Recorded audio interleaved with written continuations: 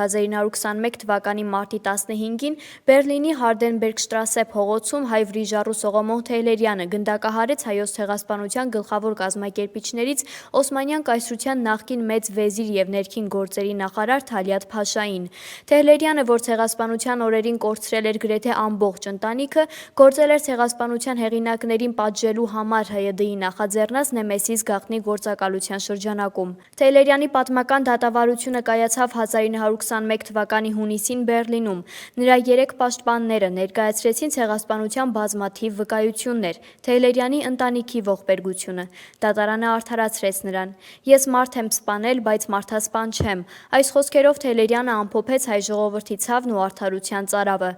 Այսօր 105 տարի անց Թեյլերյանի անունը մնում է հայոց պատմության մեջ որպես արդարության և արժանապատվության խորհրդանիշ։